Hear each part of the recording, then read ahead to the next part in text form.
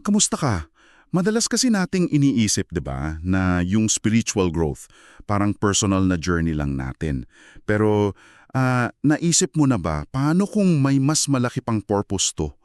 Paano kung yung paglago mo, pagkahanda pala para ikaw ay, isugo? Meron kasing konsepto dun sa mga material na pinadala mo na talagang nakakuha ng pansin ko, missional formation. Yung bang paghubog na nakatuon mismo sa misyon. Pag-usapan natin to ngayon kasi parang pwedeng mabago nito yung tingin mo sa pananampalataya mo eh. Oo nga, tama ka dyan. Ang tatalakayin natin, based sa mga sources mo, kung paano ang paglago, alam mo yun, hindi lang siya tungkol sa pagiging mas mabuti para sa sarili. Mas higit pa dun, tungkol to sa pagiging sugo. Yung parang active representative, saksi sa mundo. So, ang mission natin dito, himain natin to. Ano ba talaga to? Oo, lahat parang inward-looking para sa sariling pagunlad lang. Pero parang hinahamon tayo nitong mga materyale. Sabi kasi, yung pinakapuso daw talaga nito ay mahubog ka para maisugo. Naalala ko tuloy yung verse sa John 20:21. Kung paanong sinugo ako ng Ama, isinusugo ko rin kayo. Tapos yung Great Commission din sa Matthew 28, di ba? At ang pundasyon niyan, theological talaga. Merong konsepto yung missio Dei, misyon ng Diyos. Ang nakakaano dito, based sa sources mo, yung misyon pala, hindi siya nagsimula sa simbahan. Hindi sa atin, nagsimula to sa Diyos mismo. Siya yung unang, parang missionary. Kasi siya yung nagsugo sa anak, tapos sinugo din yung Espiritu Santo. Tayo, parang in-invite lang tayo, makilahok sa kanyang ginagawa na sa mundo. Wow. So grabe parang binabaliktad nito yung usual na ako muna na approach natin sa faith. Yung parang consumer mentality na anong benefit ko dito. Eksakto, eksakto. Lumalayo to dun sa masyadong individualistic o yung parang consumer na pananampalataya. Ang missional formation kasi, ang focus niyan ay pagiging buhay na saksi. Hindi lang basta paniniwala sa isip, alam mo yun. Dapat nakikita sa salita at lalo na sa gawa. Isipin mo parang ganito, ang Diyos parang isang malaking ilog ng pag-ibig at restoration na umaagos palabas sa mundo. Yung misyon, yun yung agos na yun. Tayo naman, bilang followers niya, parang mga sanga ng ilog. Dinadala natin yung tubig na yon sa mga lugar natin, sa trabaho, sa pamilya, sa community. Ang ganda ng image na yan, no? At nabanggit din sa mga material yung connection ng tatlong bagay. Identidad, paglago o spiritual maturity, at saka mission. Paano ba sila konektado? Ayun! Mahalaga yan kasi madalas parang separate compartments sila sa isip natin. Pero dito, tinitignan sila bilang magkakabit-kabit, parang sayaw lang. Yung identidad mo, sino ka ba dahil kay Kristo, anak, tinawag, yun yung basehan.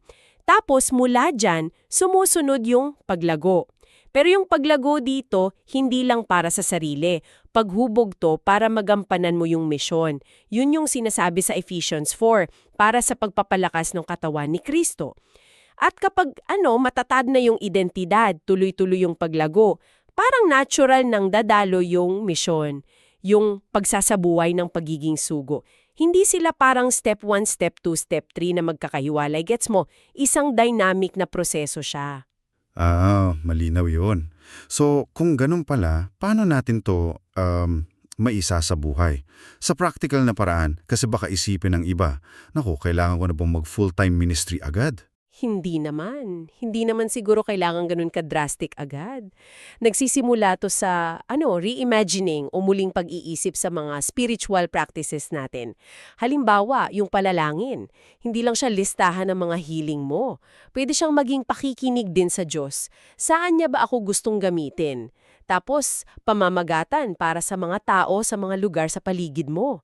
Yung opisina mo, kapitbahay mo, yung pag-aaral ng Biblia, hindi lang para madagdagan ang anam mo, para mahudog yung character mo, yung salita mo bilang saksi niya. Tapos nabanggit din yung missional imagination. Ano naman yun? Parang ang lalim pakinggan eh. oo. Hindi naman. Simpleng konsepto lang yan. Ito lang yung kakayahan mong tumingin sa pang-araw-araw mong buhay. Alam mo yun, yung meeting nyo sa Lunes, yung pagpila mo sa grocery, pag-aalaga mo sa pamilya mo. Hindi lang sila ordinaryong gawain. Mga potential na mission field sila. Yung tatanungin mo sarili mo, paano ko kaya maipapakita yung pagmamahal o integridad ni Kristo dito mismo? Halimbawa, yung kapitbahay mong laging mag-isa, hindi na lang sa yung tahimik na kapitbahay. Baka siya pala yung taong kailangan lang ng konting koneksyon o tulong na kaya mo namang ibigay. Okay, gets ko. So parang pagiging intentional lang sa mga maliliit na bagay araw-araw. Pero syempre, hindi naman laging madali yan, di ba? Nabanggit din sa sources mo yung cost o yung halaga nito. Totoo yun, syempre. Ang pagiging sugo, meron talagang kaakibat yan na kahinaan minsan, sakripisyo, pwede ring rejection, hindi siya laging komportable. Pero, kasama nung halagang yon, meron ding malalim na kagalakan. Hindi yung mababaw na sayang lang kundi yung joy na galing sa pakiibahagi mo mismo sa ginagawa ng Diyos sa mundo. Tingnan mo yung unang simbahan sa Acts 4. Grabe yung pinagdadaanan nilang pag-uusig, pero puno sila ng Espiritu Santo. Tapos, ang tapang nilang magpatotoo. Kasi alam nilang kasama nila siya, hindi sila nag-iisa. Oo nga, ang powerful nun. So, kung ibuod natin para sa iyo na nakikinig, itong missional formation, parang malaking shift talaga to sa pananaw. Yung paglagong espiritual mo, hindi siya nagtatapos sa sarili mo lang. Isa siyang paghahanda para sa mas malaking layunin. Yung maisugo ka sa mundo bilang kanyang kinatawan, dala mo yung unique identity mo at yung mga gifts mo. Tama, eksakto. At iwan namin sa iyo itong isang tanong para pagnilayan mo. Paano kung tingnan mo yung mga kasalukuyang mong ginagawa, trabaho mo, pamilya, pag-aaral, hobbies, hindi lang sila basta mga gawain, kundi mga itinakdang lugar kung saan kanya sinusugo. Base sa kung sino ka ngayon at kung ano yung kaya mong gawin, ano kaya yung isang maliit lang, konkretong hakbang na pwede mong simulan para isabuhay yung pagiging sugo dyan mismo?